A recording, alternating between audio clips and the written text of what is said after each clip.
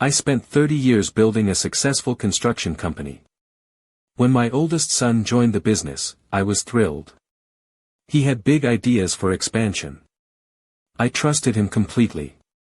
Last month, I discovered he'd been quietly transferring ownership to himself for years. Yesterday, he fired me from my own company. I'm 63 years old and suddenly have nothing.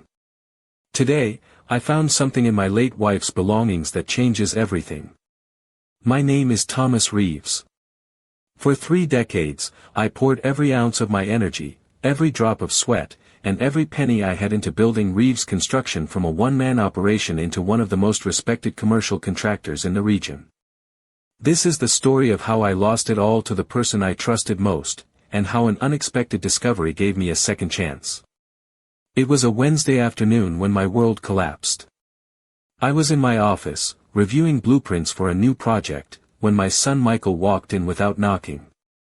At 35, he looked more like me than I cared to admit, the same broad shoulders, the same determined jaw, the same confident stride. But somewhere along the way, his eyes had changed. When had they become so cold? "Dad, we need to talk," he said, closing the door behind him. I looked up, smiling. "Sure, Mike. What's up?" He didn't sit down. Bad sign. The board met this morning. I frowned. The board, consisting of Michael, myself, and 3 others, wasn't scheduled to meet until next week. "There's no easy way to say this," he continued, his voice eerily steady. "We've voted to restructure the company leadership. Effective immediately, you're being relieved of your duties as CEO." I stared at him, certain I'd misheard. "What are you talking about? What meeting?" "It was an emergency session." He placed a folder on my desk. "This outlines the terms of your departure. The company will provide a 6-month consulting fee as severance. You'll need to clear out your office by the end of the week." The room seemed to tilt. "Mike, this is crazy. I founded this company. I own 70% of it." A flicker of something, regret, satisfaction, crossed his face. "Actually, Dad, you don't. If you check the ownership records, you'll find that you currently own just 12%. The ownership transfers you've been signing over the past 5 years were quite clear." My mind raced back to the stacks of documents Michael had brought me to sign periodically. "For tax purposes," he'd said.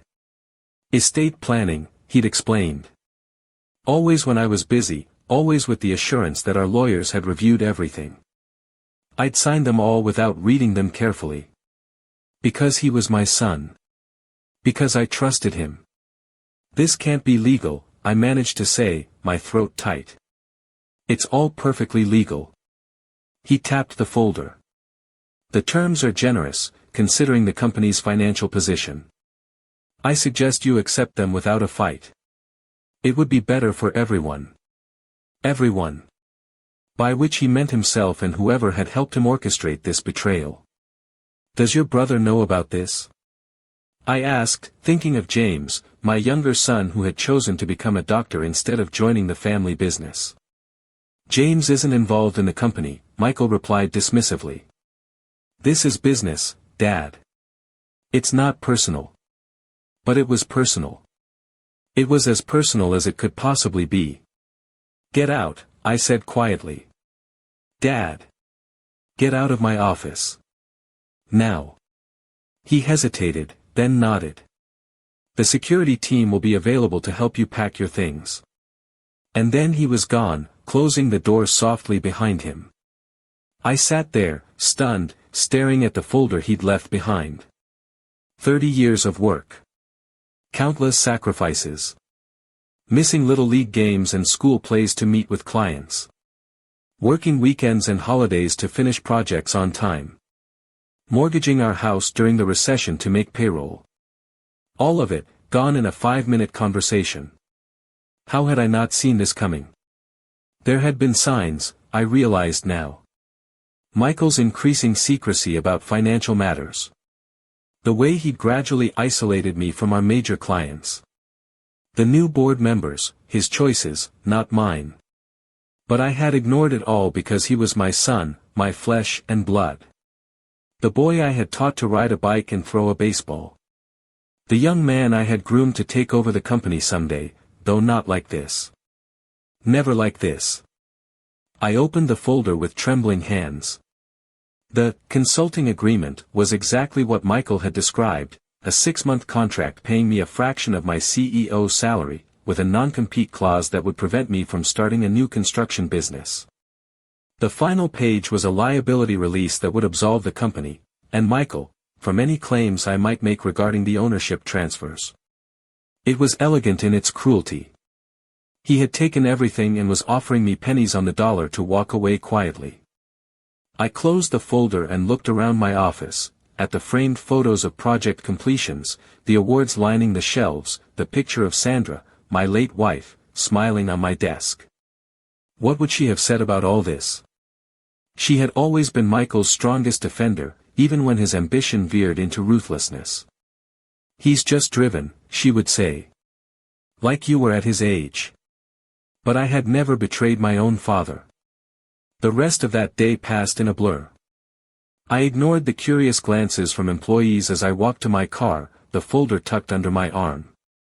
I drove home on autopilot, barely registering the familiar streets and turns.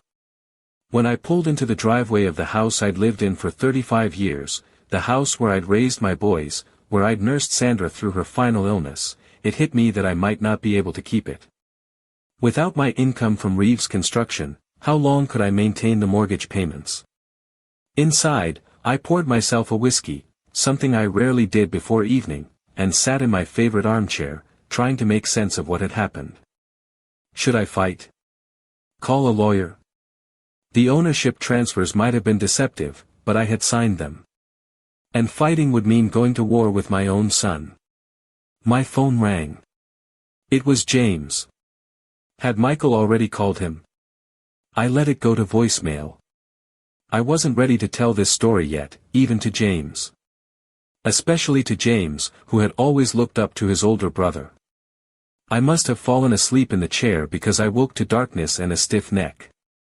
My phone showed 3 missed calls from James and a text, "Dad, call me. It's important." I ignored it for now. I needed to think, to plan. At 63, I was too young to retire but too old to start over from scratch. I had some savings, but much of my wealth had been tied up in company stock that was now mostly in Michael's hands. The next few days were a waking nightmare. I consulted with a lawyer, who confirmed my worst fears. The ownership transfers appeared to be legally binding, and fighting them would be expensive and uncertain. I began to pack up my office, avoiding the pitying looks from employees who had worked under me for decades. Michael didn't come to see me again. He sent his assistant instead, a young woman who couldn't meet my eyes as she collected my company credit cards and phone. She handed me a box containing my personal items, already packed. "Mr. Reeves asked me to tell you that you don't need to finish the week," she said. "Your consulting agreement begins today." I was being escorted out of my own company. The humiliation burned worse than the betrayal. At home, I finally called James back. He was shocked by the news. "He can't do this," James said, outrage clear in his voice. "We need to fight him." "The lawyers say otherwise," I replied, suddenly exhausted. "He's been planning this for years, Jamie. He covered all his bases." "Then I'll talk to him. He'll listen to me." "No," I said firmly. "I don't want you involved. This is between Michael and me." "But Dad." "Please, James. Let me handle this my way." I spent the next week in a fog, alternating between anger, disbelief, and a crushing sense of failure. How had I not protected myself? How had I been so blind to Michael's true nature? I barely ate, hardly slept, and ignored the increasingly concerned messages from friends and colleagues. Then James showed up at my door. He had flown in from Boston, where he practiced medicine, without telling me. One look at his face told me he had talked to Michael despite my request. He won't budge, James said as soon as I let him in. He says it's a done deal and you should accept the terms before they get worse. Worse? I echoed. James hesitated. He mentioned something about an audit of your personal expenses. He implied there might be irregularities. So that was Michael's game. If I fought, he would accuse me of financial impropriety, accusations that, even if disproven, would tarnish my reputation in the industry. He had thought of everything. I need to show you something, James said, pulling out his phone. He brought up an email and handed it to me. It was from Michael to the board, dated 3 months ago, outlining concerns about my erratic decision-making and potential cognitive decline. My hands shook as I read it. This is a lie. I'm as sharp as I've ever been. I know that, James said. But he's building a narrative. One of the board members forwarded this to me because he felt uneasy about what's happening. There are other emails too. It was a meticulous character assassination. Michael had been laying the groundwork for my ouster, painting me as an aging founder who couldn't let go, whose decisions were increasingly harmful to the company. It was all carefully worded, expressing concern rather than making direct accusations. Even in his betrayal, Michael was smart. What do we do? James asked. I handed the phone back to him. Nothing. At least not yet. Dad, you can't just let him get away with this. I'm not, I said. But I need time to think. To figure out my next move. James stayed for 2 days, trying to convince me to take immediate action. But my instincts told me to wait, to let Michael think he had won completely. When James finally left, extracting a promise that I would call him daily, I felt both relieved and more alone than ever. It was in that solitude, in the quiet of the house that now felt too big for just me, that I began to go through Sandra's things. She had been gone for 3 years, but I had never been able to bring myself to clear out her belongings. Her closet remained full of clothes that still held a faint trace of her perfume. Her books still lined the shelves in her reading nook. Her jewelry box still sat on the dresser, untouched since the day she went into the hospital for the last time. I'm not sure why I chose that moment to finally face this task. Perhaps I needed a connection to her wisdom, her calm in the face of adversity. Perhaps I simply needed something to do, something to focus on besides my rage and helplessness. I started with her desk, the small antique roll-top where she used to write letters and pay bills. Inside were the expected items, stationery, stamps, a few greeting cards she had bought but never sent. And then, in the back of a drawer, I found a sealed envelope with my name written on it in her elegant handwriting. My heart raced as I carefully opened it. Inside was a letter dated just 2 weeks before she died. My dearest Thomas. If you're reading this, I am gone, and you have finally found the courage to sort through my things. I'm not sure when that will be, a month from now, a year, perhaps longer. You always did have a sentimental streak, despite that tough exterior you show the world. There is something I need to tell you, something I couldn't bring myself to say while I was still here. It concerns Michael. My dearest Thomas. If you're reading this, I am gone, and you have finally found the courage to sort through my things. I'm not sure when that will be, a month from now, a year, perhaps longer. You always did have a sentimental streak, despite that tough exterior you show the world. There is something I need to tell you, something I couldn't bring myself to say while I was still here. It concerns Michael. I sat down heavily on the edge of the bed, my hands trembling. What could Sandra have known? I've watched Michael change over the past few years, and what I've seen frightens me. The ambition that once made us so proud has twisted into something darker.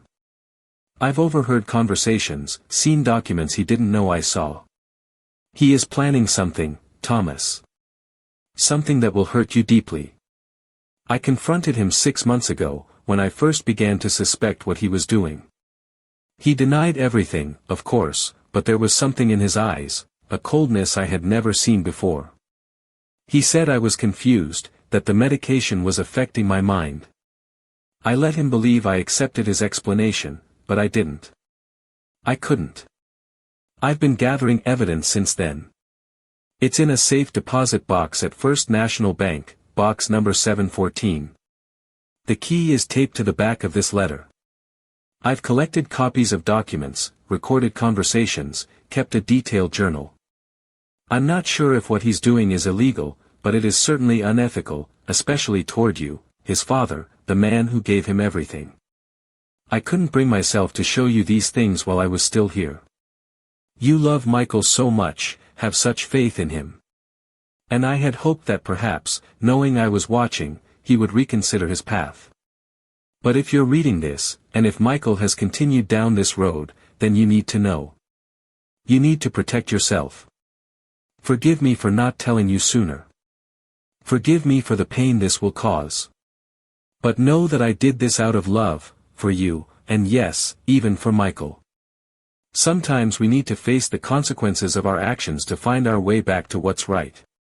All my love, always, Sandra. I turned the envelope over and found a small key taped to the back, just as she had said. My hands were shaking so badly I could hardly remove it.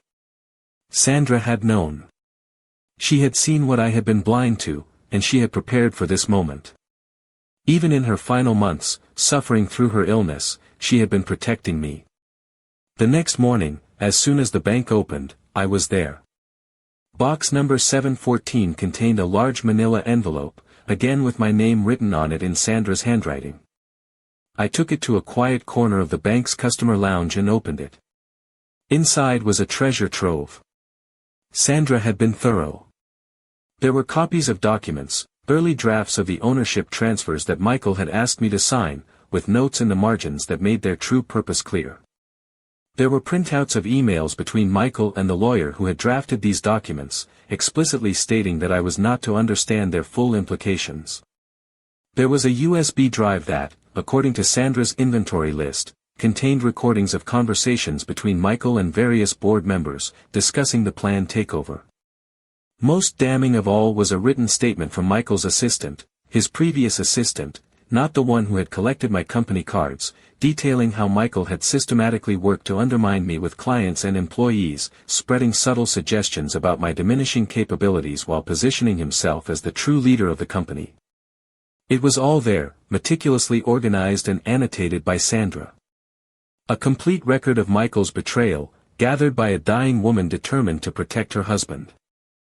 I sat in that bank lounge for over an hour, reading through everything. By the time I finished, my shock had hardened into resolve.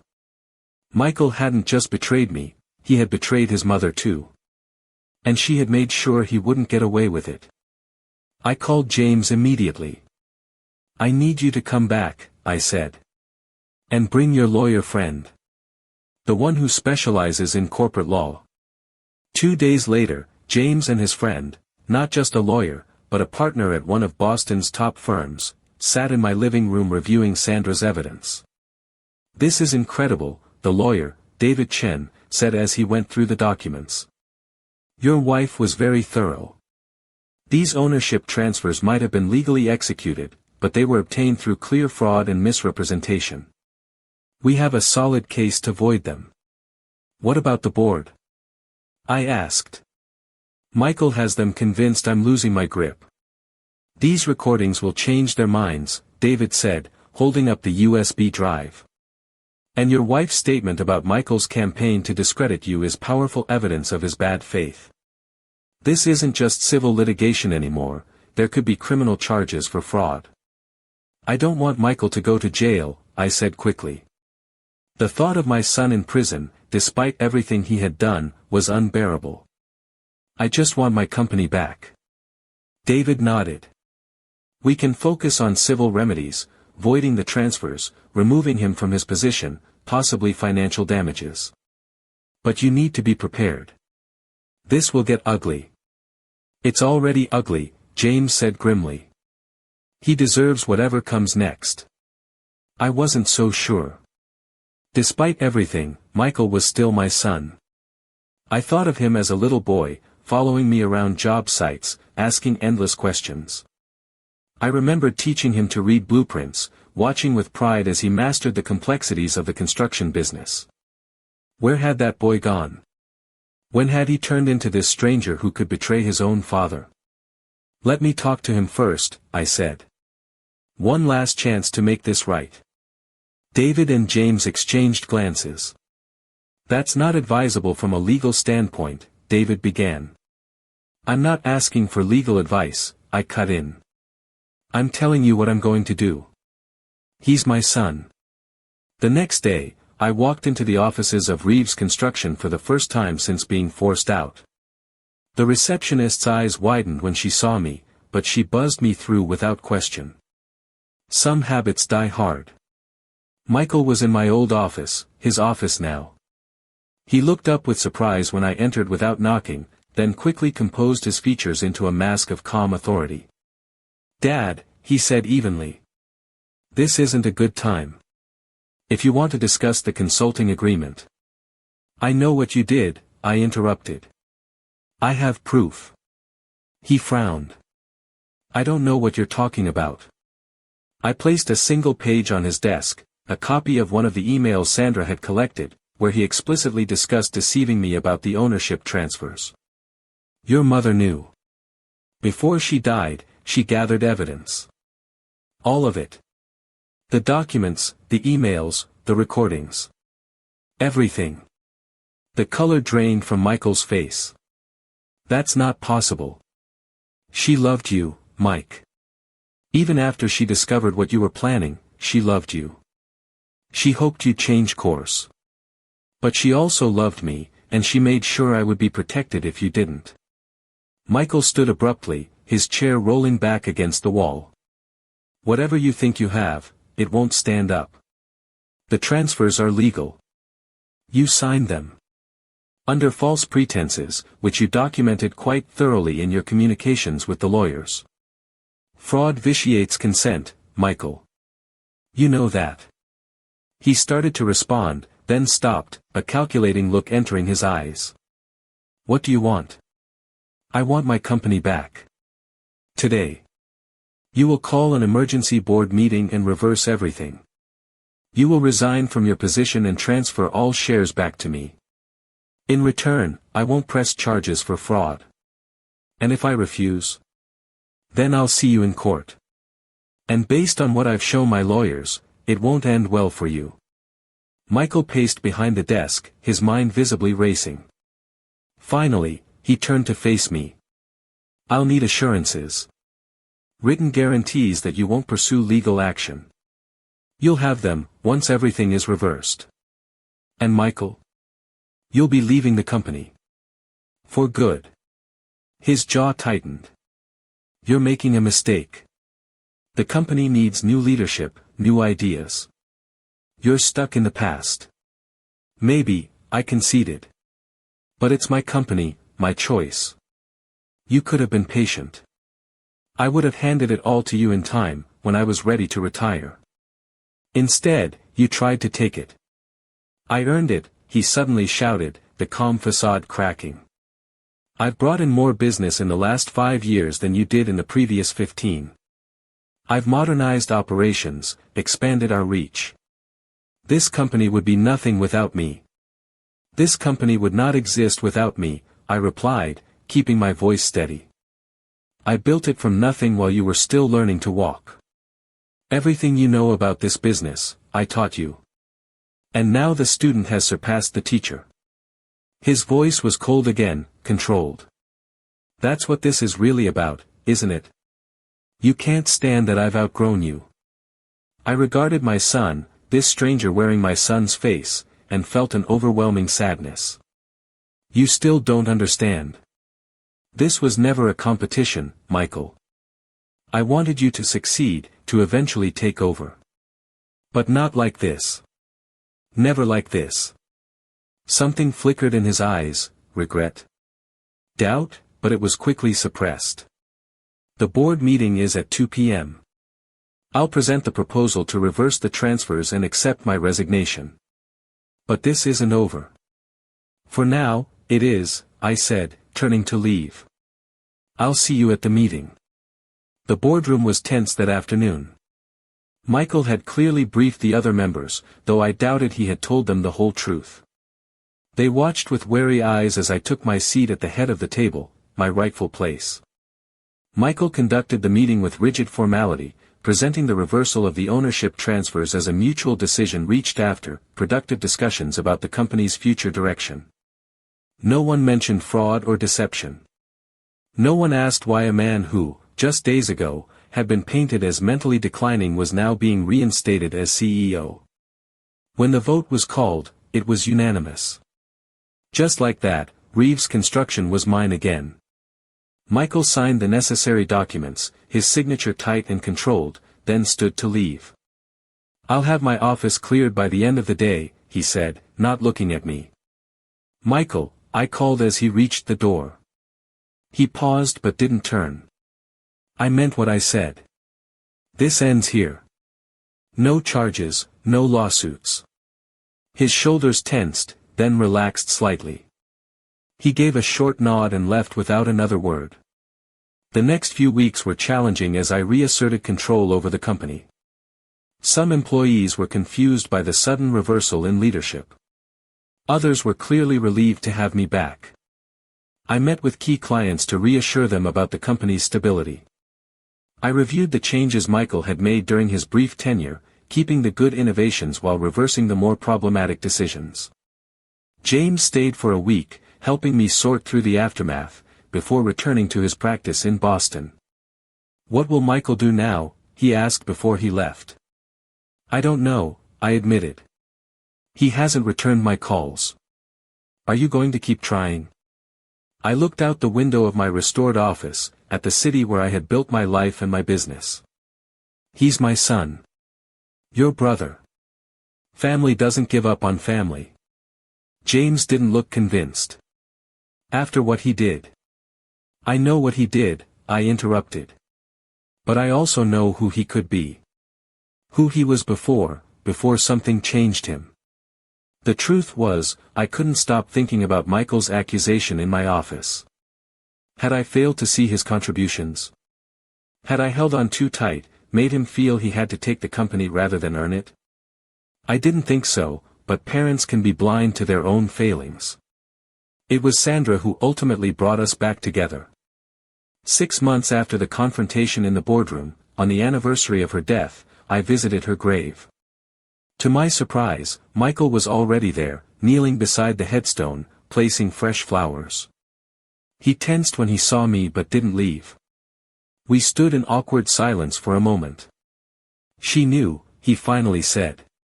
"Mom knew what I was planning." "Yes. Why didn't she confront me?" "Really confront me, I mean." I moved to stand beside him, looking down at the simple granite marker. "She did, in her way. She told me she hoped you would change course on your own." Michael was quiet for a long time. "I was so angry," he said finally. "Not at you, not really. At the cancer. At losing her. It was easier to focus on the company, on taking control of something when everything else was falling apart. It wasn't an apology, not exactly. But it was more honesty than I had heard from him in years. "I understand anger," I said. "But what you did. I know." He looked at me directly for the first time. "I went too far. Way too far. I got caught up in it, in proving I could do it. And then I couldn't stop." We talked for over an hour beside Sandra's grave, more openly than we had in years. There were no dramatic reconciliations, no tearful embraces. The breach between us was too deep for that. But it was a start. In the year since then, Michael and I have slowly rebuilt something resembling a relationship. Not what we had before, that trust is gone forever. But something new, more cautious, built on clearer boundaries and expectations. He started his own construction company, focusing on residential projects rather than the commercial work that is Reeves' construction's specialty. We're not competitors. Occasionally, we even refer clients to each other.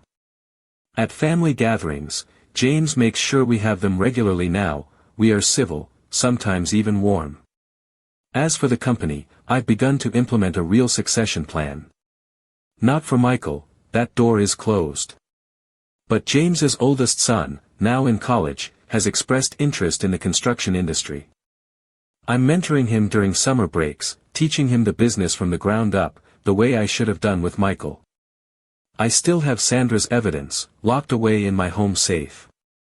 I don't think I'll ever need it again, but I keep it as a reminder of how easily the things we build, businesses, relationships, trust, can be destroyed if we're not vigilant. And each night, before I sleep, I look at the photograph of Sandra on my nightstand and thank her for protecting me one last time. For seeing what I couldn't see.